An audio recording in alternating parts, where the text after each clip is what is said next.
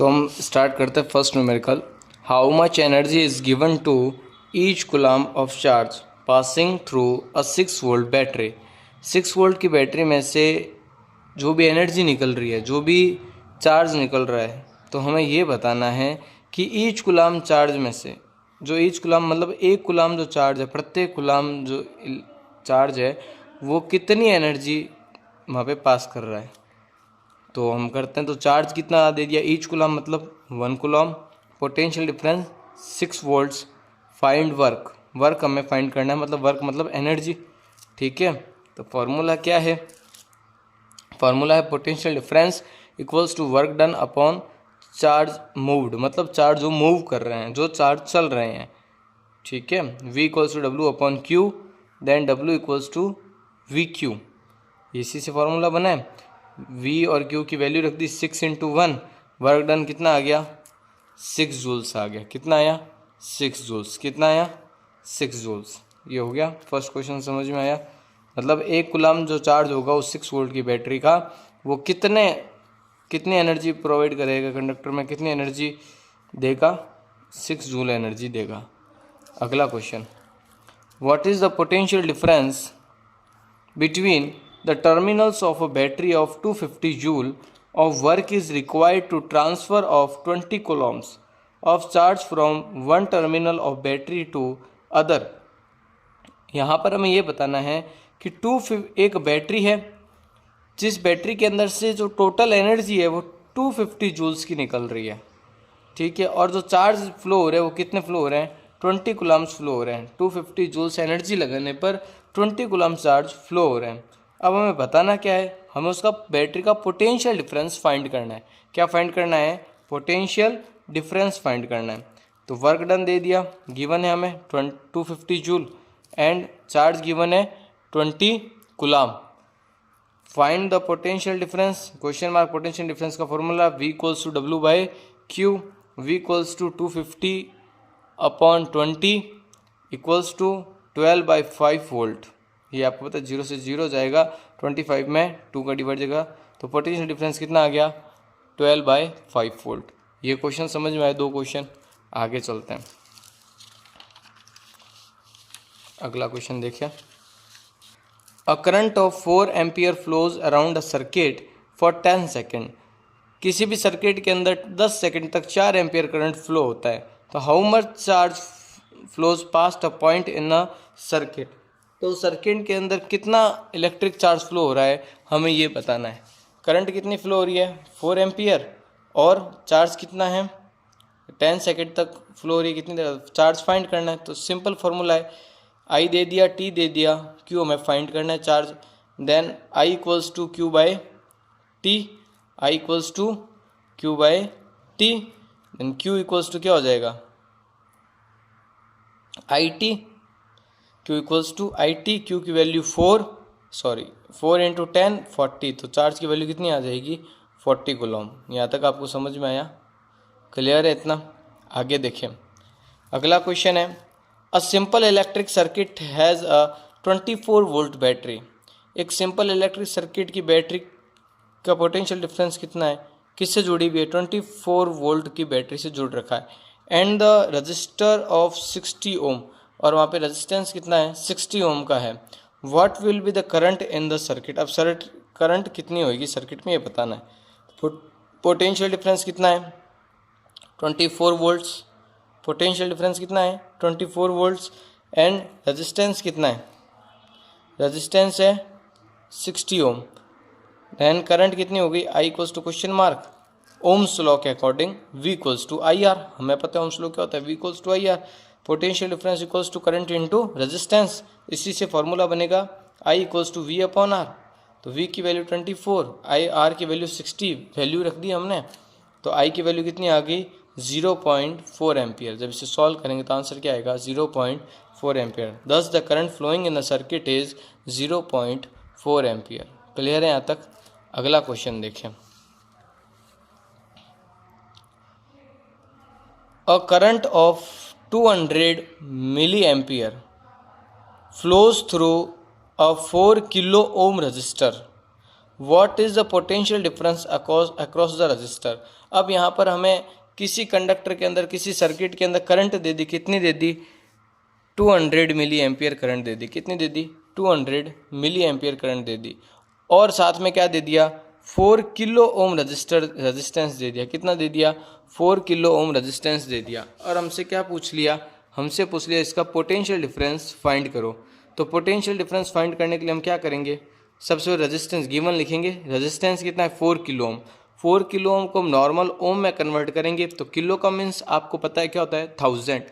जहाँ पर भी किलो में दे रखा हो कोई भी यूनिट को, तो उसे आप 1000 से मल्टीप्लाई कर दो, 1000 से मल्टीप्लाई कर दोगे तो वो अपने नॉर्मल यूनिट के अंदर हो जाएगी, ओम के अंदर हो जाएगा। तो हम क्या करेंगे, R इक्वल्स टू 4 इंटू के की जगह 1000 ओम, R इक्वल्स टू 4000 ओम, ये हो गई हमारे R की वैल्यू। अब करंट की वैल्यू, करंट की वैल्यू क्या है, 200 मिली एम्पियर है, कितनी है, 200 मिली एम्पियर। और मिली एम्पियर को हम एम्पियर में कन्वर्ट करेंगे। एम्पियर में कन्वर्ट करने के लिए हम क्या करेंगे, हमें पता है कि जो 1 मिली एम्पियर होता है उसकी वैल्यू कितनी होती है, 10⁻³ एम्पियर होती है। 1 मिली एम्पियर की वैल्यू कितनी होती है, 10⁻³ एम्पियर होती है, हमने शुरुआत में पढ़ा था। अब वैल्यू रखेंगे 200 इंटू मिली की जगह 10⁻³ रख दो, एम्पियर का एम्पियर, ठीक है। जैसे हम इसे रखेंगे तो ये वैल्यू आ गई हमारे पास, आई की वैल्यू। अब पोटेंशियल डिफरेंस फाइंड करना है, वी, ओम्स लॉ क्या बोलता है, V equals to I R. V हमें फाइंड करना है, आई की वैल्यू है 200 इंटू 10⁻³ इंटू आर की वैल्यू 4000। तो अब मैं क्या करूँगा, इस 10⁻³ को मैं अगर 200 के अपॉन में लेके जाऊँ तो जा सकता है, जाएगा। और जैसे ही ये मल्टीप्लाई में इसे अपॉन में लेके जाऊँगा तो 10⁻³ हो जाएगा, क्योंकि किसी भी चीज़ को हम मल्टीप्लाई से डिवाइड में ले जाते हैं या डिवाइड से मल्टीप्लाई में लाते हैं तो उसका एक रूल होता है कि उसकी पावर का साइन हमेशा क्या हो जाता है, चेंज हो जाता है। अगर वो नेगेटिव है तो पॉजिटिव पावर में आ जाएगा, और पॉजिटिव है तो नेगेटिव पावर में आ जाएगा। जैसे यहाँ पर -3 था, नीचे आते किस में हो गया, 10⁻³ में। इफ़ अगर ये नीचे होता और मेरे को इसे ऊपर लाना होता तो 10⁻³ ऊपर आती क्या हो जाता, 10⁻³ हो जाता। अब 10⁻³ को मैं क्या लिख सकता हूँ, मैं 1000 लिख सकता हूँ। मैंने 1000 लिखा, 3 0 ये रहे, और 4000 के भी क्या थे, यहाँ पे 3 0 थे, 4000 के भी क्या थे, 3 0 थे। तो 3 0 से 3 0 काट दिए, पीछे बच गए 200 इंटू 4, 200 इंटू 4 क्या होगा, 800 वोल्ट। तो जिस करंट कंडक्टर के अंदर 200 मिली एम्पियर की इलेक्ट्रिसिटी फ्लो होगी, ठीक है, और जिसका रेजिस्टेंस कितना होगा, 4 किलो ओम होगा, तो वहाँ पर पोटेंशियल डिफरेंस कितना होगा, 800 वोल्ट होगा। कितना होगा, 800 वोल्ट होगा। यहाँ तक समझ में आया आपको। अगला क्वेश्चन देखिए, अगला क्वेश्चन है, a copper wire of length 2 metre and area of cross section 1.7 into 10⁻⁻6 metre square has the resistance of 2 into 10⁻⁻2 ohm, calculate the resistivity of copper. अब एक कॉपर वायर दे दिया, उस कॉपर वायर की length आपको दे दी 2 metre, और area of cross section भी दे दिया कितना, 1.7 इंटू 10⁻⁻6 मीटर स्क्वायर, और उसका रेजिस्टेंस भी दे दिया आपको 2 इंटू 10⁻⁻2 ओम, और आपसे उसकी रेजिस्टिविटी पूछी है कि उसकी रेजिस्टिविटी क्या होती है। तो आपको सबसे पहले रेजिस्टिविटी का फॉर्मूला पता होना चाहिए। रेजिस्टिविटी के बारे में हम पहले बात कर चुके हैं, पढ़ चुके हैं, तो आपको रेजिस्टिविटी का फॉर्मूला पता होना चाहिए। तो फॉर्मूला क्या होता है, रेजिस्टिविटी को वैसे रो से भी लिखते हैं, ये मैंने आपको बताया था,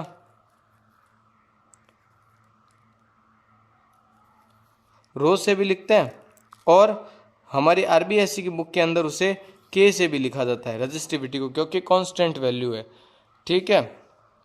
तो रेजिस्टिविटी का फॉर्मूला होता है R equals to K L upon A, then K equals to R A upon L. इसको अगर कोई दूसरी बुक वाला बच्चा भी देख रहा है वीडियो को, तो वो इसे ये के की जगह रो को पढ़े, ठीक है ना। और आप सभी भी के की वैल्यू, के और रो को एक ही जैसा समझें, यहाँ पर हम रो भी लिख सकते हैं, ठीक है। तो फॉर्मूला क्या होता है, rho equals to R A upon L.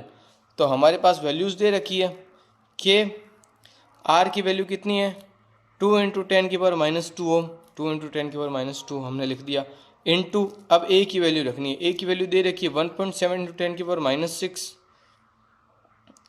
तो हमने भी 1.7 इंटू 10⁻⁻6 अपॉन में एल, एल की वैल्यू दे रखी है कितनी, 2 मीटर, तो हमने अपॉन में 2 लिख दिया।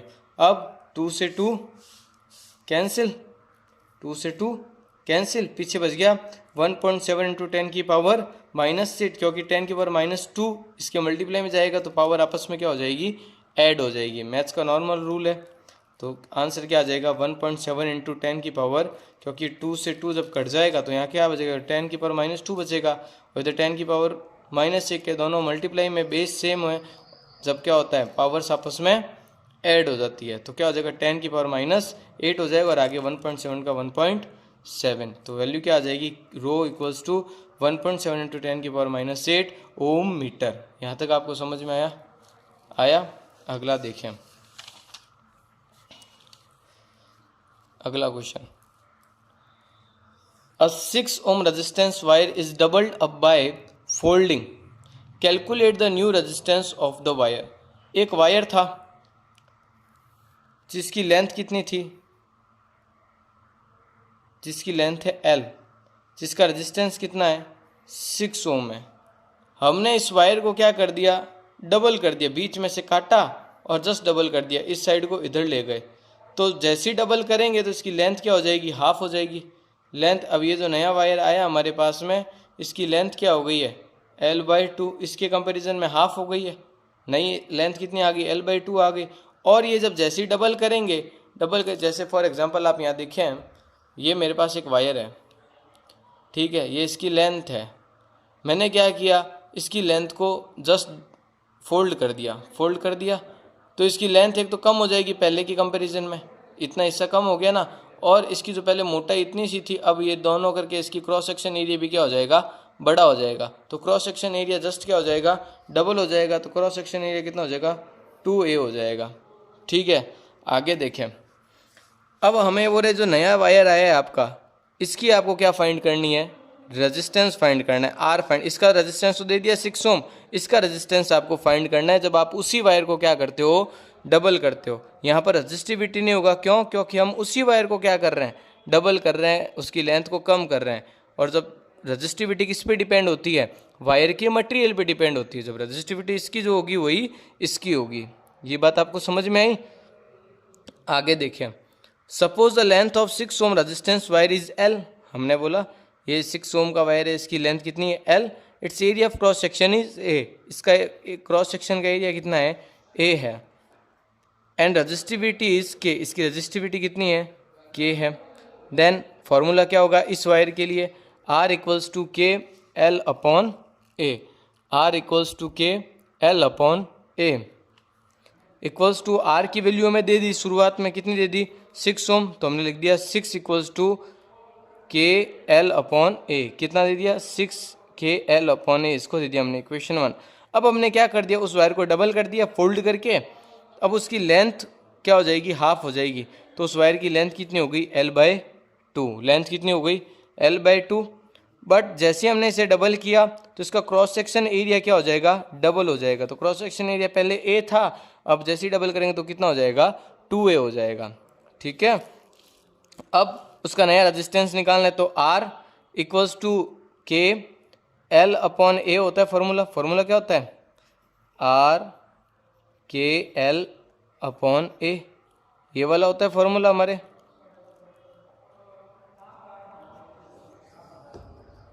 फॉर्मूला ये होता है L अपॉन A।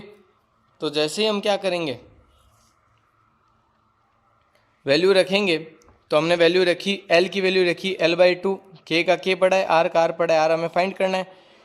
L की वैल्यू कितनी है, L/2 है, L/2 हमने यहाँ रख दिया। A की वैल्यू कितनी है, 2A है, तो हमने 2A रख दिया। तो फॉर्मूला क्या बनेगा, R equals to KL upon 2 into 2A। तो फाइनली क्या आ जाएगा, R equals to KL upon 4A। ये हो गई हमारी इक्वेशन 2। क्या आया, R equals to KL upon 4A, ये हमारी इक्वेशन 2। ठीक है, अब हमें क्या करना है,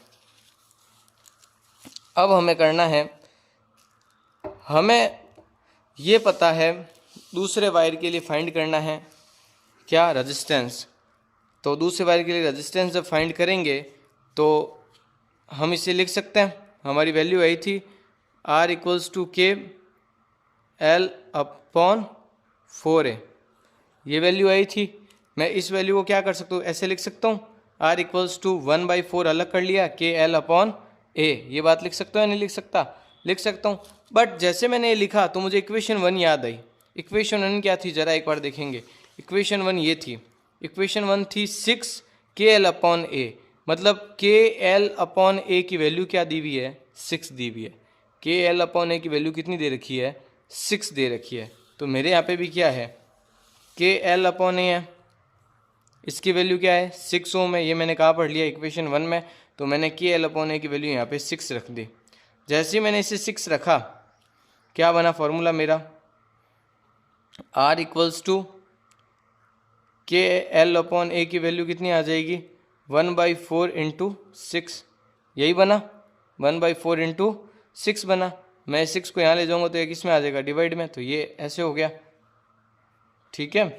अब एक दूसरे का क्रॉस मल्टीप्लाई किया, 6 इधर 4 इधर, 6 इधर 4 इधर, तो 4R इक्वल्स टू 6।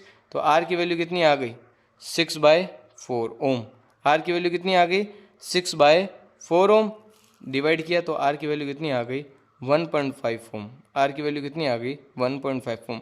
मतलब अगर किसी वायर का रेजिस्टेंस 6 ओम है, उसकी लेंथ को हम हाफ कर देंगे, उसके क्रॉस सेक्शन एरिया को भी हम क्या कर देंगे, बढ़ा देंगे। मैंने आपको बताया था जब भी लेंथ कम होगी तो रेजिस्टेंस भी अपने आप क्या हो जाएगा, कम हो जाएगा। और जब क्रॉस सेक्शन एरिया बढ़ जाएगा तो रेजिस्टेंस भी क्या हो जाएगा, कम हो जाएगा। तो दोनों ही कंडीशन में रेजिस्टेंस कम होगा, क्योंकि रेजिस्टेंस लेंथ के डायरेक्टली प्रोपोर्शनल है और एरिया ऑफ क्रॉस सेक्शन के इन्वर्सली प्रोपोर्शनल है। तो आप रेजिस्टेंस को, लेंथ को कम करोगे तब भी रेजिस्टेंस कम होगा, और क्रॉस सेक्शन एरिया को बढ़ाओगे तभी रेजिस्टेंस कम होगा। यहाँ पर दोनों ही काम हो रहे हैं। तो पहले जिस वायर का रेजिस्टेंस 6 ओम था, अब उसका रेजिस्टेंस कितना हो गया, 1.5 ओम हो गया। ये बात आपको समझ में आई?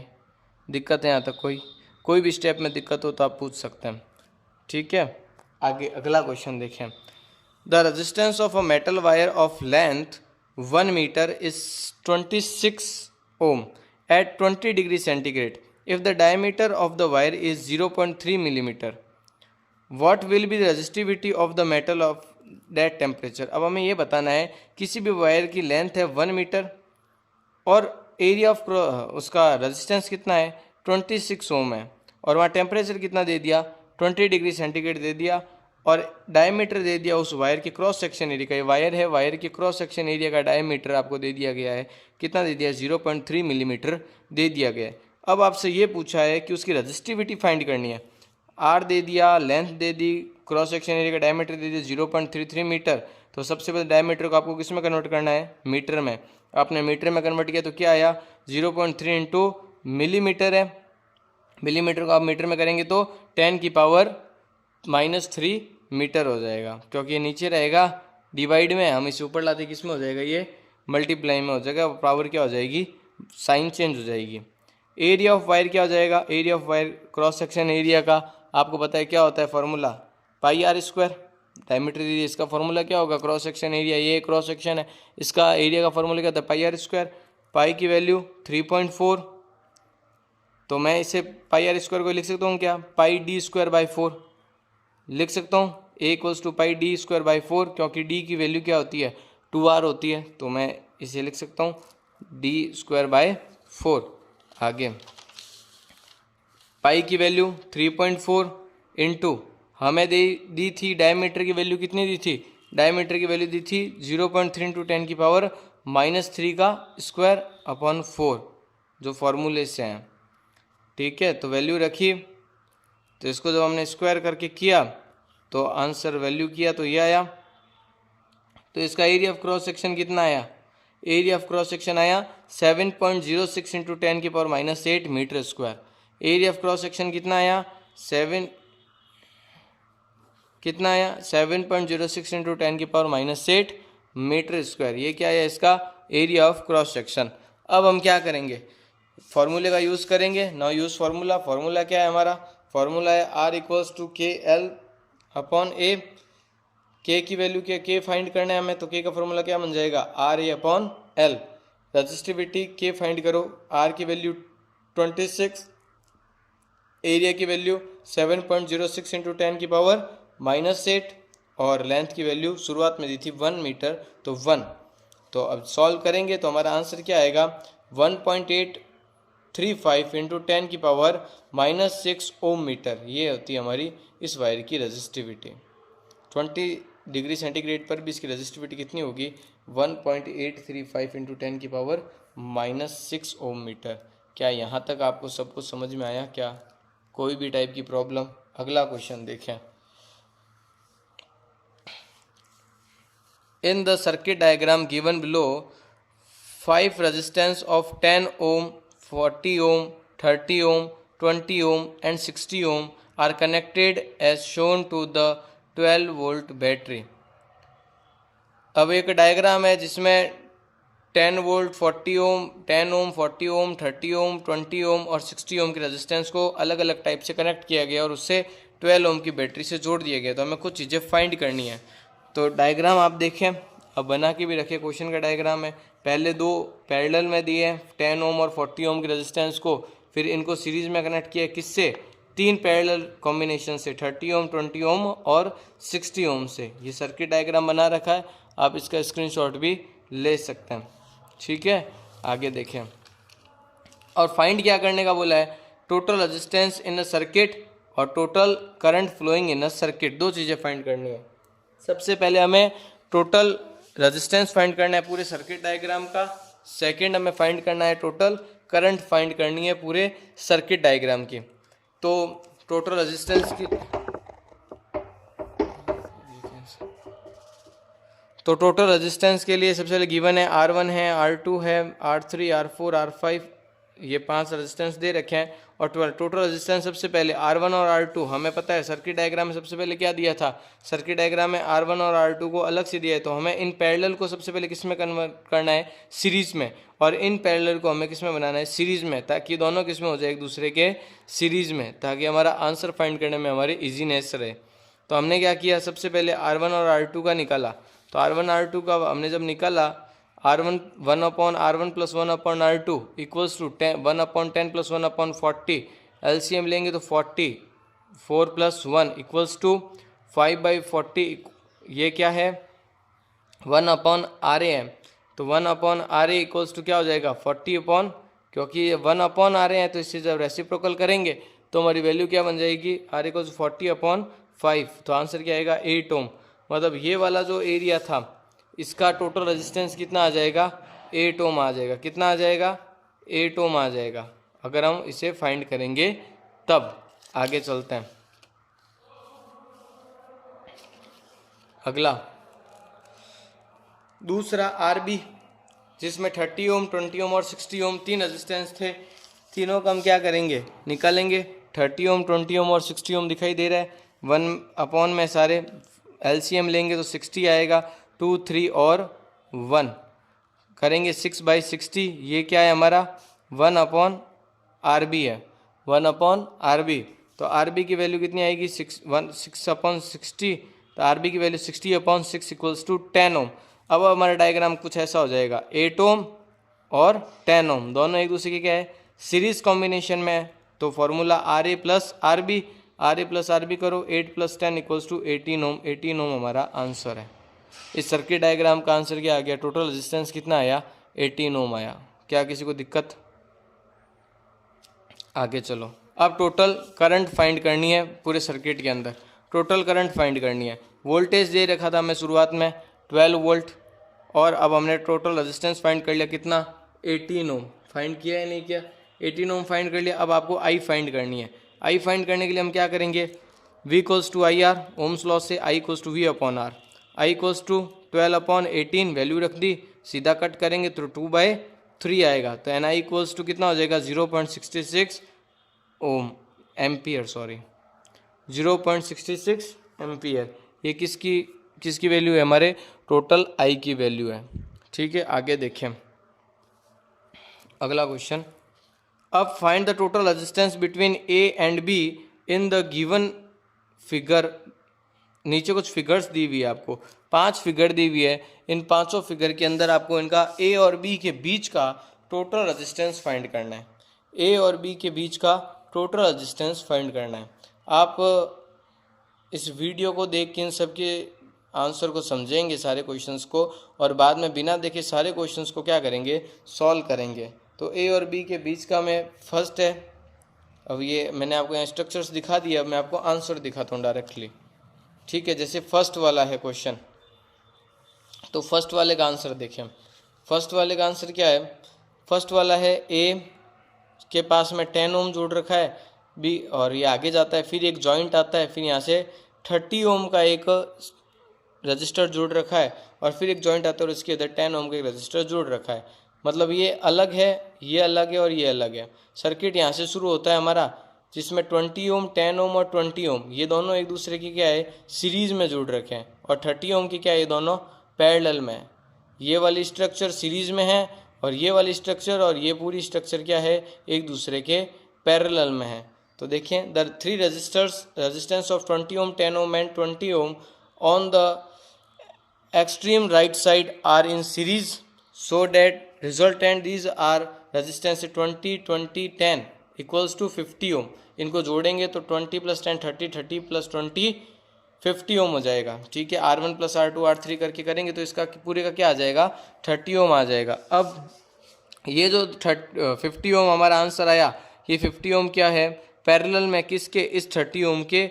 ये किस में हो जाएगा, अब ये पूरा एक अलग स्ट्रक्चर बन गई 50 ओम की, तो ये एक दूसरे की क्या है, पैरेलल है। तो पैरेलल के लिए फाइंड करो, ऐसे कुछ डायग्राम बनेगा, मैंने यहाँ बनाया भी है, आप भी देखें। ऐसे डायग्राम साथ साथ बनाते रहें ताकि हम किसी भी टाइप से कंफ्यूज ना हो, ठीक है ना। हमने डायग्राम बनाया है छोटा सा, तो 10 ओम ये तो अलग ही है, अभी हम इसके ऊपर करें। ये दोनों आप देख रहे हैं एक दूसरे की क्या है, सीरीज़ में तो है नहीं, यहाँ जॉइंट है, तो ये इस जॉइंट से ये जुड़ रखा है और इसी जॉइंट से ये जुड़ रखा है, तो दोनों एक दूसरे की क्या है, पैरेलल है। तो हमने किया 1/r = 1/30 + 1/50, 1/r = एलसीएम लेंगे 150, 5 + 3 = 8/150। आर की वैल्यू कितनी आ जाएगी, 18.75 ओम। कितनी आ जाएगी, 18.75 ओम। अब ये जो 18.75 ओम आया, इसकी जगह अब ये 18.75 ओम इन दोनों के क्या हो गया, सीरीज में हो गया। तो 10 + 18.75 ओम + 10 ओम, ये ए और बी के बीच का वो होगा, तो ये तीनों क्या हो गए, सीरीज में। तो हम करेंगे, देखो ये भी स्ट्रक्चर मैंने बनाई है यहाँ पे छोटी सी, आप समझ सकें। ये 10 का है, ये भी 10 का, और ये 18.75 ओम का है। 3 रजिस्टर है ए और बी के बीच के, तो R1 + R2 + R3 तीनों को जोड़ेंगे तो हमारा आंसर आएगा 38.75 ओम। तो ए और बी के बीच का टोटल रेजिस्टेंस, यहाँ पर ए और बी के बीच का जो टोटल रेजिस्टेंस है वो कितना है, 38.75 ओम है। ये आपको समझ में आया, ये आपको समझ में आया। तो अगला देखें, अगली जो हमारी स्ट्रक्चर है वो कुछ ऐसी है, बी वाली। बी है कि ए और बी के बीच का हमें इक्विवेलेंट रेजिस्टेंस फाइंड करना है। ए की वैल्यू हमने कर दी, ए के साथ हमने दो यहाँ पर पैरेलल जोड़े 6 ओम और 6 ओम के, और उससे हमने एक सीरीज में जोड़ा है 6 ओम का, मतलब तीनों ही क्या है, 6 ओम के रजिस्टर है। तो R1 6 ओम है, R2 6 ओम है, R3 भी 6 ओम है, R1 R2 एंड R3। तो सबसे पहले हम क्या करेंगे, देखो R हमें फाइंड करना है टोटल रेजिस्टेंस, तो R1 + R2, तो हमने इन दोनों को क्या लिख लिया, पहले से यहाँ पे पैरेलल कॉम्बिनेशन वाले फॉर्मूले में लिख लिया, 1/R1 + 1/R2 प्लस बड़ा सा R3। हमें, क्योंकि हमें डायरेक्टली इसको 1/, में नहीं लिखेंगे क्योंकि ये इससे किस में कनेक्टेड है, सीरीज में कनेक्टेड है। तो वैल्यू रखेंगे, R1 और R2 को निकालेंगे। सबसे पहले R1 और R2 की वैल्यू कितनी आएगी, 1/6 + 1/6, एलसीएम आएगा 6, ऊपर 1 + 1 = 2/6। देन R1 और R2 की कंबाइंड वैल्यू कितनी आ जाएगी, 3 ओम आ जाएगी। इसकी वैल्यू कितनी आ जाएगी, 3 ओम आ जाएगी। कितनी आ जाएगी, 3 ओम। तो अब ये 3 ओम हो गया और ये 6 ओम, दोनों एक दूसरे की क्या है, सीरीज कॉम्बिनेशन में। तो वैल्यू रखेंगे R1 + R2, then RS = R1 + R2, ये फॉर्मूला रखेंगे तो आएगा 3 + 6 = 9 ओम। तो ए और बी के बीच का जो इक्विवेलेंट रेजिस्टेंस है वो कितना हो जाएगा, 9 ओम हो जाएगा। ये आपको फॉर्मूला क्वेश्चन करना समझ में आया। तो हम अगला क्वेश्चन देखते हैं। यहाँ पर 3 रेजिस्टेंस पैरेलल में है, एक सीरीज़ में है, फिर से 3 रेजिस्टेंस पैरेलल कॉम्बिनेशन में लगा रखे हैं। ये जो ग्रुप है और ये जो ग्रुप है, ये ग्रुप है, 3 ग्रुप आपस में सीरीज़ में कनेक्टेड है।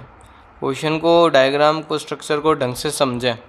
अब आपको सबसे पहले क्या करना पड़ेगा, इसे सॉल्व करने के लिए इन तीनों को सीरीज़ में लाना पड़ेगा, इन तीनों को सीरीज़ में लाना पड़ेगा। जब ये तीनों किस में आ जाएंगे, कंप्लीट सीरीज में आ जाएंगे। इसका इक्विवेलेंट रेजिस्टेंस, इसका इक्विवेलेंट रेजिस्टेंस। इस क्वेश्चन में हमें एक प्रॉफिट है, जो R1, R2 और R3 है वही वैल्यू R5, R6 और R7 की है। सबकी जगह 3 ओम 3 ओम 3 ओम है। इसका मतलब हमें केवल एक ही साइड का फाइंड करना है, दूसरी साइड उसकी क्या हो जाएगी, वैल्यू सेम आएगी। तो हमें पता है उसे फिर से फाइंड करने की नीड नहीं है। तो सबसे पहले 1/R1, 2, 3, 1/R1, R2 और R3 के लिए मैं कर रहा हूँ। तो 1/3 प्लस 1/3 प्लस 1/3, LCM 3, 1, 1, 1 इक्वल में करेंगे तो 3/3। आंसर R1, 2, 3 के लिए क्या आएगा, 1 ओम।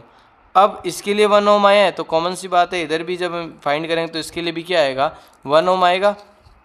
Then equivalent resistance in group of resistors in RHS parallel combination. Right hand side में क्या था, पैरेलल कॉम्बिनेशन था। इस same as in LHS R5, R6 और R7 के लिए इक्विवेलेंट रेजिस्टेंस कितना आएगा, 1 ओम आएगा।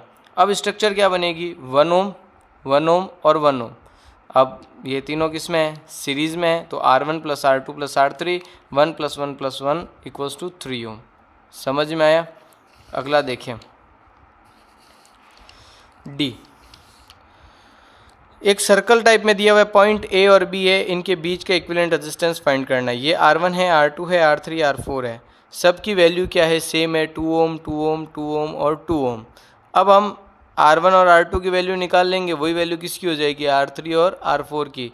ये दोनों सीरीज़ में है, ये दोनों सीरीज़ में, बट ये दोनों एक दूसरे की क्या है, पैरेलल में है। तो सबसे पहले RS = R1 + R2, 2 + 2 = 4 ओम।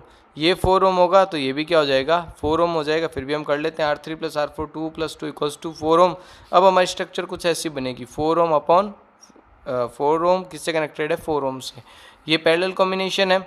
Then 1/R = 1/R1 + 1/R2, 1/R = 1/4 + 1/4 = 1 + 1/4।